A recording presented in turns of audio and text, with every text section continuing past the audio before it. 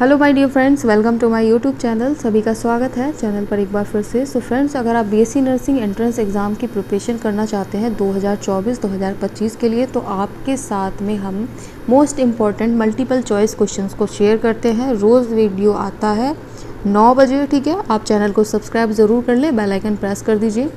अभी जो हमारे आपके जो चैप्टर चल रहा है द लिविंग वर्ल्ड से MCQs चल रहे हैं। 2 वीडियो ऑलरेडी आ चुके हैं, डिस्क्रिप्शन में लिंक है, तो वहाँ से जाकर उसको वॉच कर लीजिए, ठीक है। ये 3rd वीडियो है। चलिए सारे क्वेश्चंस की प्रैक्टिस करेंगे, एक एक चैप्टर को कवर करते हुए आगे बढ़ते रहेंगे, अपनी प्रैक्टिस को लगातार करते रहेंगे, ठीक है। तो चलिए, अगर टेलीग्राम ज्वाइन करना है तो टेलीग्राम ज्वाइन कर लीजिए, वहाँ पर अपडेट रहते हैं। इंस्टाग्राम और टेलीग्राम दोनों ही मेरा ज्वाइन करके रखें। कोई इन्फॉर्मेशन आती है तो वहाँ भी सबसे पहले हम शेयर करने की पूरी कोशिश करते हैं। चलिए क्वेश्चंस देख लेते हैं। क्वेश्चंस हमारे क्या हैं। Question number 1, N attribute found in plant but not in animals. आपको ऑप्शंस दे रखे हैं, वो कौन सा है जो कि आपका प्लांट में पाया जाता है बट एनिमल में नहीं पाया जाता, ठीक है। तो अगर प्लांट की बात हो रही है तो आपका सिंपली ऑटोट्रॉफी क्या है, इज़ द राइट आंसर, ठीक है। मेटाबॉलिज्म में नहीं होगा, सेक्सुअल रिप्रोडक्शन नहीं होगा और एसेक्सुअल रिप्रोडक्शन भी नहीं होता। इसमें क्या होता है, ऑटोट्रॉफी पाई जाती है।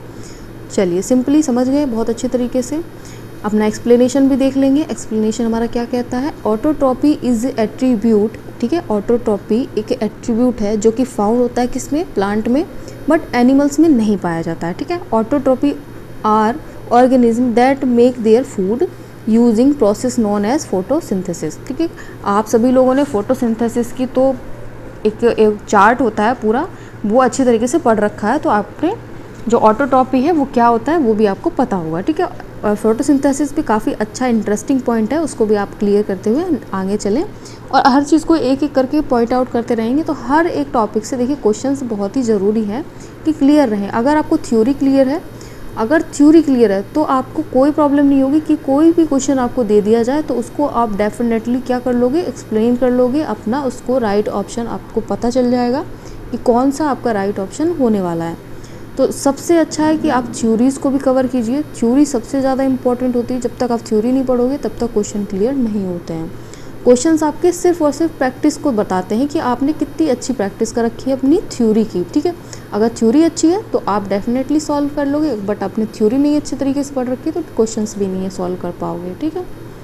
तो अपना जो पहला क्वेश्चन है, पहले क्वेश्चन का जो आंसर है आपका autotrophy is a right answer. चलिए नेक्स्ट क्वेश्चन देख लेते हैं। Question number 2।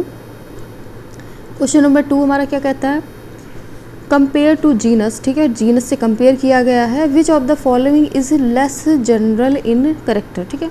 अगर हम जीनस से कंपेरिजन करते हैं तो आपका जो लेस जनरल इन करेक्टर होता है वो कौन सा यहाँ पर ऑप्शन आपका सही आने वाला है, वो ऑप्शन आपका आएगा स्पीसीज़, ठीक है।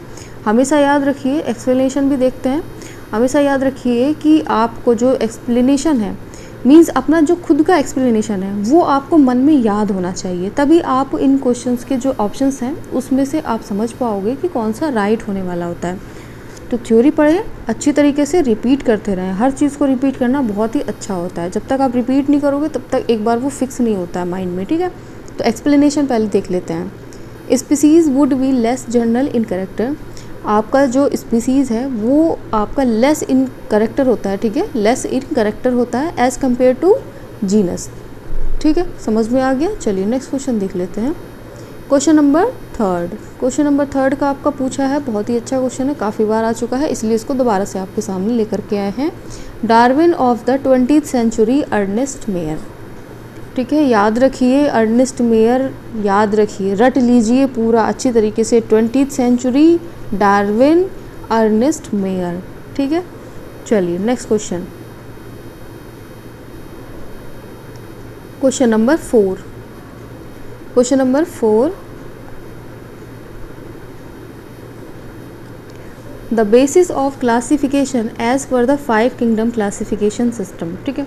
अब हमारा क्या किंगडम से रिलेटेड क्वेश्चन है, ठीक है। आपको पूछ क्या रहा है यहाँ पर, द बेसिस ऑफ क्लासिफिकेशन के ऊपर पूछ रहा है, अगर वो 5 किंगडम क्लासिफिकेशन सिस्टम की बात कर रहा है, ठीक है।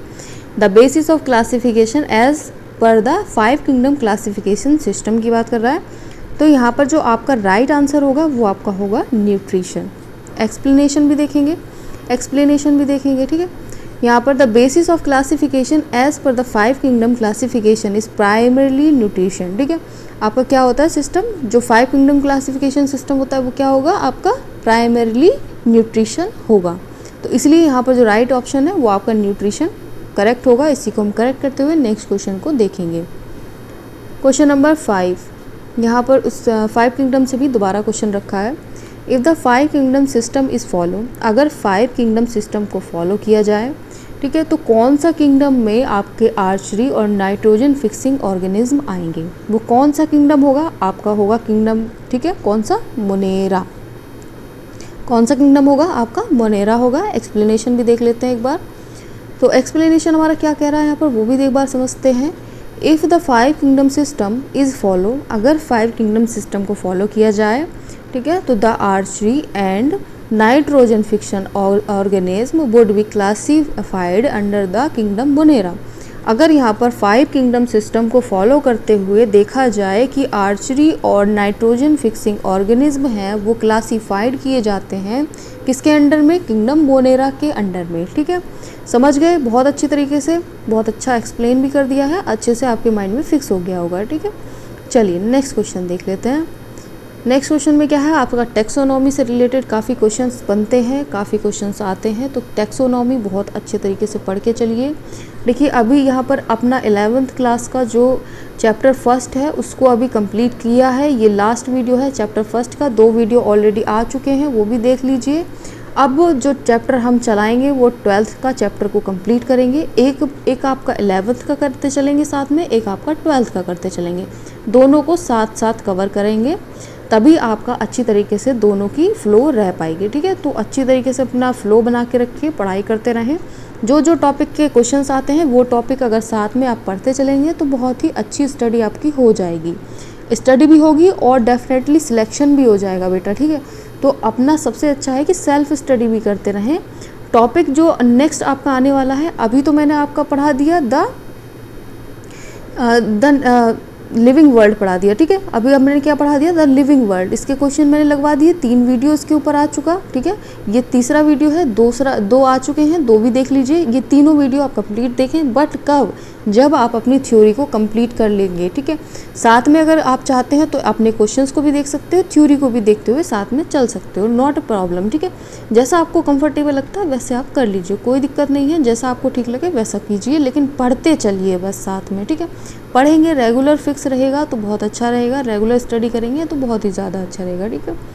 चलिए taxonomy category is refer to, अब टैक्सोनॉमी की बात कर रहे हैं तो यहाँ पर किससे रिफ़र करते हैं, हमेशा देखिए ये 2 वर्ड अगर आपको दिख जाते हैं तो जल्दी से टिक कर दीजिए। टैक्सोनॉमिक हायरार्ची लेवल से किसका, a rank of level in taxonomic hierarchy, ठीक है। तो चलिए नेक्स्ट क्वेश्चन देख लेते हैं, क्वेश्चन नंबर अपना 7। The term taxon is use for, किसके लिए यूज़ करते हैं, टैक्सोनॉमिक हायरार्ची के लिए यूज़ करते हैं, या फिर आपके द स्पीसीज़ एपिथेट ओनली के लिए यूज़ करते हैं, या फिर आपका फाइलम के लिए यूज़ करते हैं, rank up to a phylum, rank of species and genus के लिए यूज़ करते हैं। देखिए जब टैक्सोनॉमी वर्ड आता है तो हमेशा याद रखें जो रैंक ऑफ टैक्सोनॉमिक हायरार्ची है उसी के अकॉर्डिंग यहाँ पर इसको रखते हैं, इसी की रैंक को रखते हैं, ठीक है। तो क्वेश्चन नंबर 7 का डी आंसर क्या होगा, आपका करेक्ट हो जाएगा। चलिए क्वेश्चन नंबर अपना 8 देख लेते हैं। अब यहाँ पर आपसे पूछा क्या जा रहा है, which term can use for any taxonomic rank. अब कौन सा वो वर्ड है जो आपका एनी टैक्सोनॉमिक रैंक से रिलेटेड है या यूज़ होता है, वो आपका है टैक्सोन। तो जहाँ पर टैक्सोनॉमिक है तो टैक्सोन ही सही है भाई, ठीक है, कंफ्यूज होने की ज़रूरत ही नहीं है, टैक्सोन है तो टैक्सोन ही होगा आंसर, कुछ ना कुछ, बस इतना याद रखिएगा, ठीक है।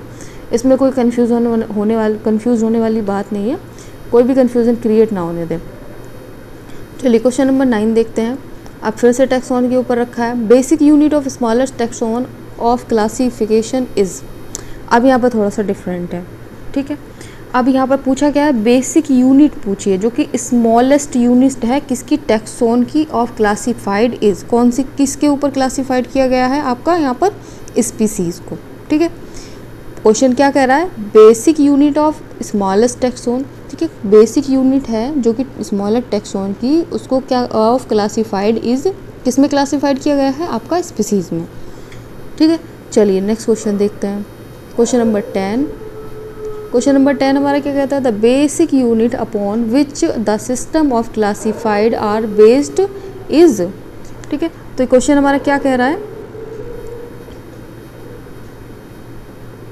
सो क्वेश्चन हमारा यहाँ पर क्या कह रहा है आपका, पहले तो क्वेश्चन अच्छे तरीके से देखेंगे, द बेसिक यूनिट अपॉन, ठीक है, यहाँ पर बेसिक यूनिट की बात हो रही है, सबसे पहले तो उसको कैच कीजिए, basic unit upon which the system, ठीक है, किसके ऊपर क्लासिफाइड किया गया है, किसके ऊपर क्लासिफाइड किया गया है यहाँ पर आपका ऑप्शन 1 यानी कि स्पीसीज़ के अकॉर्डिंग यहाँ पर आपका जो है क्लासिफिकेशन हुआ है। चलिए नेक्स्ट क्वेश्चन देखते हैं, मैग्नीफेरा, मैग्नीफेरा किससे रिलेटेड है यहाँ पर, मैग्नीफेरा किससे रिलेटेड हो सकता है बताइए, मैग्नीफेरा यहाँ पर किससे रिलेटेड हो सकता है, मैग्नीफेरा हमेशा जीनस से रिलेटेड है, जीनस की कैटेगरी में आता है, अच्छे से याद कर लीजिए, छोटी छोटी चीज़ों को पॉइंट आउट करते रहें। ठीक है, चलिए क्वेश्चन नंबर अपना 12 देखेंगे, which of the following taxonomic category included all the others.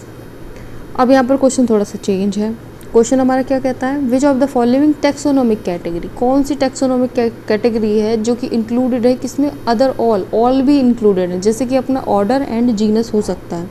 तो इसको हम क्या करेंगे, करेक्ट करेंगे और नेक्स्ट क्वेश्चन को अपना देखेंगे। क्वेश्चन हमारा क्या कहता है, दोबारा से देखते हैं, which of the following taxonomic category, वो कौन सी ऐसी टैक्सोनॉमिक कैटेगरी है जिसमें सभी को इंक्लूड किया गया है, जैसे कि क्या है, ऑर्डर और जीनस को इंक्लूड किया गया है। ठीक है, तो ये हमारा क्या है, राइट ऑप्शन हो जाएगा, इसको हम क्लिक करते हुए अपने आगे नेक्स्ट क्वेश्चन को देखेंगे। चलिए क्वेश्चन नंबर 13, अब ये क्वेश्चन बहुत ही अच्छा है, तो क्वेश्चन नंबर 13 है, अच्छा क्वेश्चन है। तो यहाँ पर आपसे पूछा है the name of plant order and with, ठीक है, the name of plant order and with किसके साथ में इसको लिखा जाता है, आपने एंड यहाँ पर लिखा जाता है वो भी आप बताइए, the name of A plant order and with किसके साथ में लिखा जाएगा। देखिए ये आपके एक तरीके से बोल सकते हो, ये सफिक्स में लगते हैं, सफिक्स नहीं बोल सकते हो, जैसे कि मान लीजिए कोई वर्ड है, मान लीजिए स्पीसीज़ है, स्पीसीज़ है, ठीक है, तो स्पीसीज़ में क्या है, IS लग गया, ठीक है, IS लग गया, और इसमें क्या है, आइडिया है, जैसे आइडिया है तो इसमें EA लग गया। तो इस तरीके से पूछा है कि यहाँ पर लास्ट में कौन कौन सा लगता है। ठीक है, अगर नाम किसकी बात करें, प्लांट्स की बात करें, तो प्लांट्स में क्या लगता है, यहाँ पर प्लांट्स में क्या लगता है आपका ALES, ठीक है, ALES, इसको यहाँ पर करेक्ट करेंगे, ALES, इसको याद रखेंगे, ये बहुत ही ज़रूरी है, आपको पढ़ना है और याद करते हुए नेक्स्ट क्वेश्चन को देखना है। अच्छी तरीके से याद कर लीजिए, बहुत ही अच्छे तरीके से रिपीट कर लीजिए दोबारा से, कोई प्रॉब्लम नहीं है। यहाँ पर आपको अगर नेम ऑफ प्लांट की बात करें तो ऑर्डर एंड विद किसके साथ में, तो ALES के साथ में। ठीक है, चलिए नेक्स्ट क्वेश्चन देख लेते हैं अपना, क्वेश्चन नंबर 14। क्वेश्चन नंबर 14 क्या कहता है, in which order will you place gorilla. अब गोरिल्ला सभी को पता है, तो यहाँ पर कौन सी कैटेगरी में रखे, कौन से ऑर्डर में यहाँ पर उसको रखा गया है, तो ऑर्डर उसका क्या रखा गया है, प्राइमेटा में इसको हम लेते हैं। ठीक है, प्राइमेटा ऑर्डर में इसको रखा गया है, किसको, गोरिल्ला को। चलिए नेक्स्ट क्वेश्चन देखते हैं, क्वेश्चन नंबर 15। क्वेश्चन नंबर 15 देखें, two animal belong to the same kingdom. अब यहाँ पर दो एनिमल्स हैं जो कि सेम किंगडम से बिलोंग करते हैं बट डिफरेंट क्लास के हैं, दे मे बिलोंग टू बी सेम। ठीक है, तो भी कौन सी इसमें है जो सेम हो सकते हैं, कौन से में हो सकते हैं, फाइलम में हो सकते हैं, ऑर्डर में या डिवीज़न में या फिर स्पीसीज़ में। तो इसका जो राइट ऑप्शन है वो आपका आएगा फाइलम। ठीक है, ऑप्शन आपका आएगा फाइलम। दोबारा से क्वेश्चन देखेंगे, रिपीट करेंगे, समझेंगे क्वेश्चन को क्या कहना चाहता है।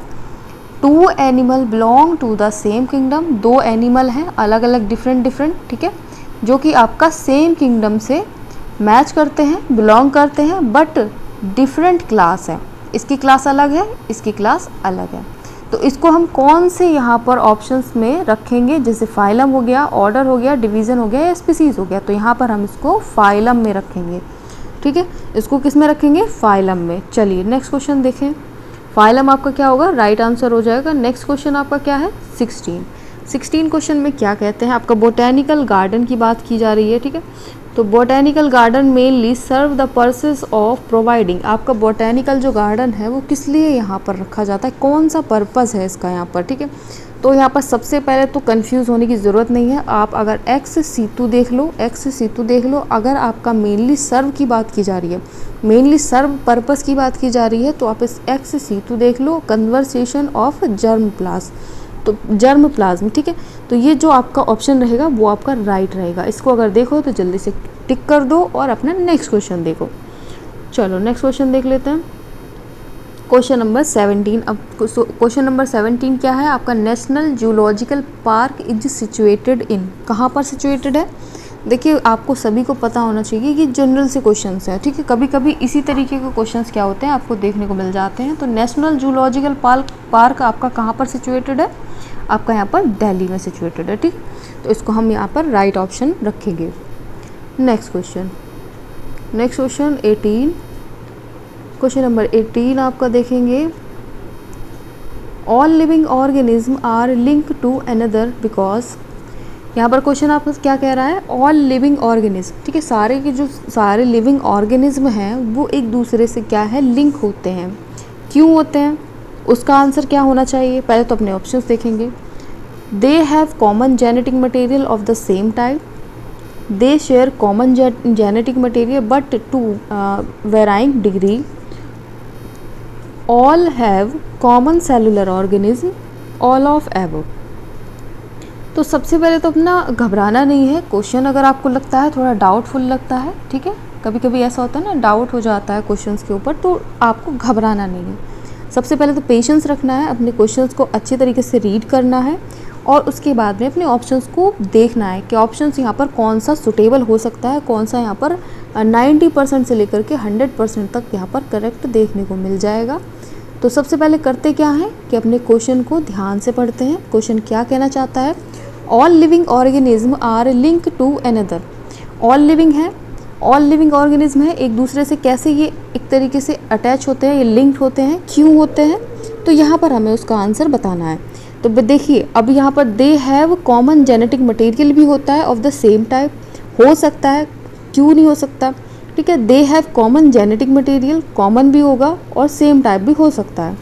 They share common genetic material but no varying degree, उसमें अलग वेराइंग डिग्री होगी, बट सेम नहीं होगी। सेम आपका कॉमन जेनेटिक मटेरियल होगा, शेयर कर सकते हैं बट वेराइंग डिग्री नहीं कर सकते हैं, ठीक है। All common have cellular organism, all have common cellular organism, ठीक है, वो सभी के सभी क्या होते हैं, सेलुलर ऑर्गेनिज्म होते हैं, ठीक है। सेल से ही डिवीज़न होकर के वो बने होते हैं, तो उसको सेलुलर ऑर्गेनिज्म भी कह सकते हैं। तो यहाँ पर सारे के सारे जो ऑप्शंस हैं वो यहाँ पर सही लग रहे हैं। तो हमारा ऑल ऑफ एबव आपका राइट ऑप्शन होगा, जो कि आपका क्वेश्चन का आंसर है, सही है, फिक्स है। तो चलिए नेक्स्ट क्वेश्चन देख लेते हैं। कंफ्यूज बिल्कुल भी मत हो, अगर कन्फ्यूज़न है तो दोबारा से रिपीट करें, फिर से उसको समझ लीजिए अच्छे तरीके से। चलिए नेक्स्ट क्वेश्चन देख लेते हैं। नेक्स्ट क्वेश्चन हमारा क्या कहता है, question number 19, which of the following is defining characteristic of living organism. आपका कौन सा यहाँ पर है जो ऑप्शंस में आपको दे रखा है कि आप बता पाओ कि ये एक करेक्टर है लिविंग ऑर्गेनिज्म का, ठीक है, लिविंग ऑर्गेनिज्म का करेक्टर है।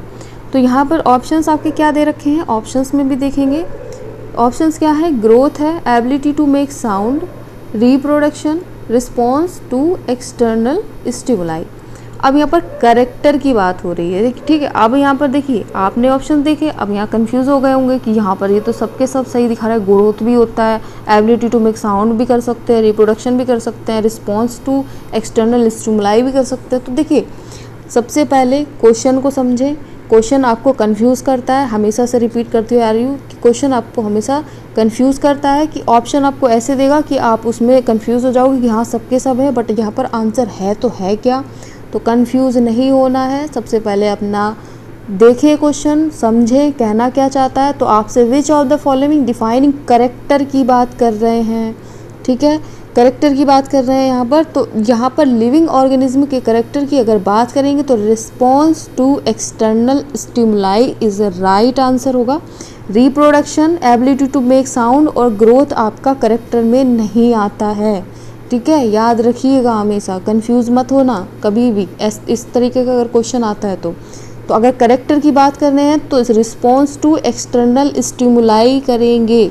इसका राइट आंसर क्या होगा? Response to external stimuli is a right answer. चलिए नेक्स्ट क्वेश्चन देख लेते हैं। क्वेश्चन नंबर 20 अपना क्या कहता है? Botanical garden and zoological park have. अब यहाँ पर दो हैं आपका, एक तो बोटैनिकल गार्डन पूछा है और आपका जूलॉजिकल पार्क पूछा है। तो ये क्या है? एक तरीके के आपसे पूछ यही रहा है ना कि है क्या, यहाँ पर होता क्या है। तो आपका जो क्वेश्चन का आंसर है वो आप देखेंगे।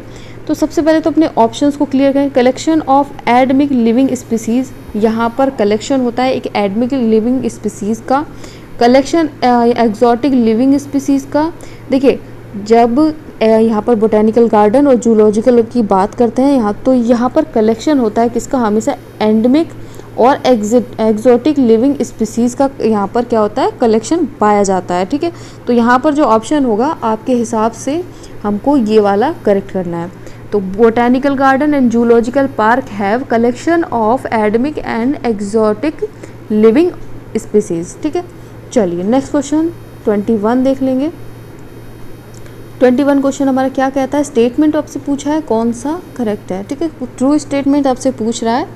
तो ट्रू स्टेटमेंट क्या है? पहले तो अपने स्टेटमेंट को देखेंगे, क्लियर करेंगे। Excretion take place only in animal. ठीक है, ऐसा नहीं है, excretion take place only in animal, तो यहाँ पर ये तो गलत है। तो यहाँ पर ट्रू पूछा है, ओनली ट्रू। ठीक है, द अमाउंट ऑफ, और सेकेंड वाला देखेंगे, the amount of oxygen release by plant during photosynthesis is same as taken in duration during respiration. देखिए गलत है, ऐसा नहीं होता है। अगर आपने फोटोसिंथेसिस की प्रोसेस पढ़ रखी है तो बिल्कुल साफ आपने मना कर दिया होगा, बैठे बैठे आपने समझ लिया होगा कि ये बिल्कुल गलत है।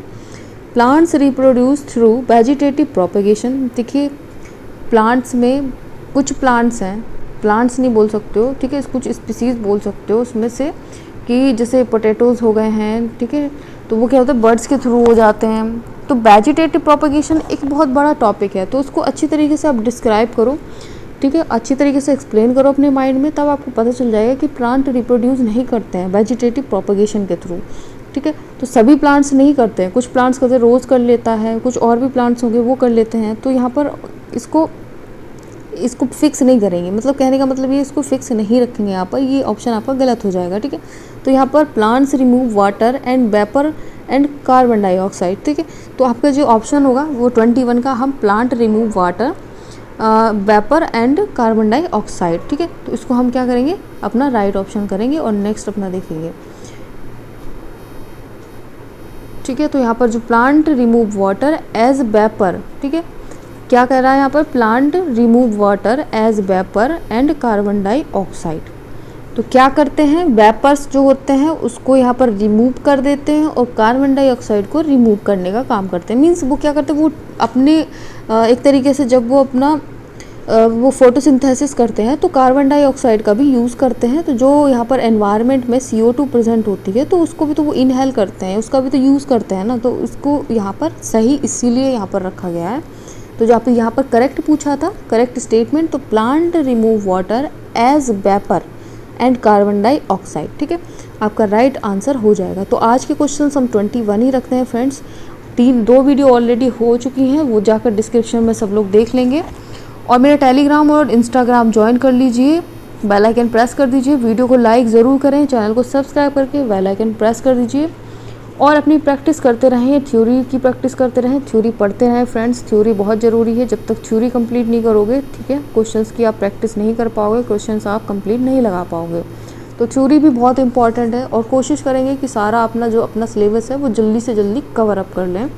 तो रोज़ एक वीडियो आएगा आपका बायोलॉजी से, एक आएगा 9 बजे आएगा। ठीक है, सुबह का 9 बजे का टाइम रखा हुआ है, सुबह 9 बजे आपको हर रोज़ वीडियो मिल जाएगा। एक दिन आपका क्लास 11th का प्रैक्टिस रहेगा, एक दिन आपका क्लास 12 से हम प्रैक्टिस करेंगे। ठीक है, एक दिन क्लास 12 का और एक दिन क्लास 11th का आप प्रैक्टिस करेंगे। हर एक चैप्टर को कंप्लीट करते हुए चलेंगे, कवर अप करते हुए चलेंगे। वीडियो लंबा ज़रूर हो सकता है, लेकिन पूरा वॉच करें, पूरे प्रैक्टिस क्वेश्चंस करें। ठीक है, बहुत अच्छा रहेगा। तो चलिए अब नेक्स्ट वीडियो अपना लेकर के आएंगे परसों, जो कि आपका क्लास 12 से रिलेटेड होगा, आपका 12th का पहला चैप्टर होगा। ठीक है, कल तो ये मैं आज रिकॉर्ड कर रही हूँ, आज क्या ट्यूसडे है, ठीक है, 25 को रिकॉर्ड कर रही हूँ। आप टाइम देख सकते हो यहाँ पर 11:18 हुआ है।